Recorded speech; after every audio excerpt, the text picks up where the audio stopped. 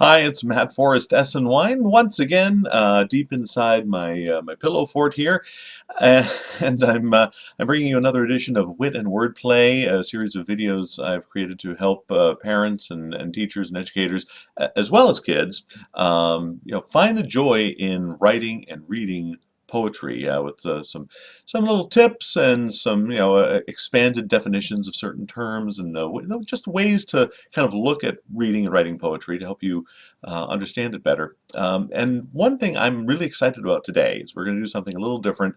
I'm actually going to share a type of activity that's it's great for kids who are learning in school as a literacy project, but also just as a fun rainy day activity, and that is found poetry.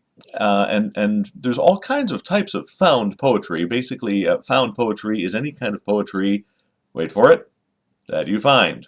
Maybe it's a book that you see, maybe a novel, and you just scan the lines of the page and you pick out words that you think will go together, they'll kind of work together, and you create the poem from that. A lot of times kids will cut out words from magazines and newspapers. I mean, we probably all have done this at one point or another. You cut out the words and then you place the words in different ways to create a couple of phrases.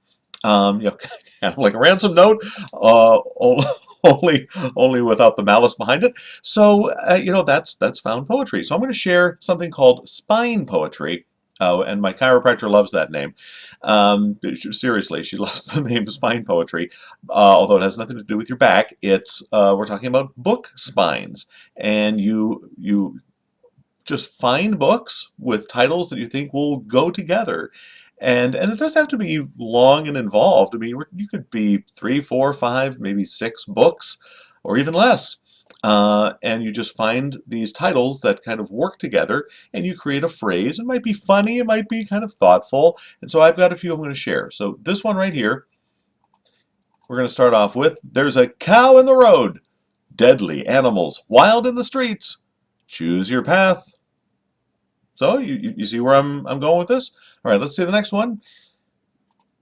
And I have to say that I love the fact that I know so many of the folks who've written these books. The fact that I'm friends with these people is just amazing to me. After Dark, the new book from my friend David Lee Harrison, the only fellow I know who has a school named after him.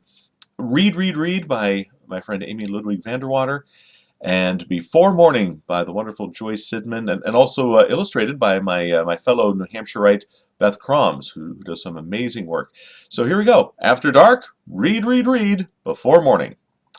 Very simple, right? But it's fun to look through the books that you have or your children have, and kind of you try to find out what's going to work together. Here's another one. On the night you were born, there was an old lady who swallowed a fly. I mean, it's kind of ridiculous, but it's funny. Hey, it works. And how about this one?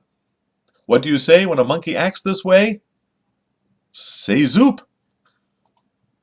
So there you go. Those are just some examples. And again, it's not like it has to take a lot of time, 15, 20 minutes maybe, half an hour maybe at the most.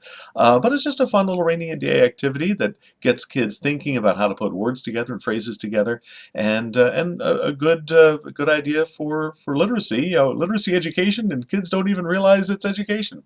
So there you go. Spine poetry, and if you Google spine poetry, you'll find plenty of other examples. If you like the video, please click like, and you can find me anywhere. Facebook, Twitter, Instagram, Pinterest.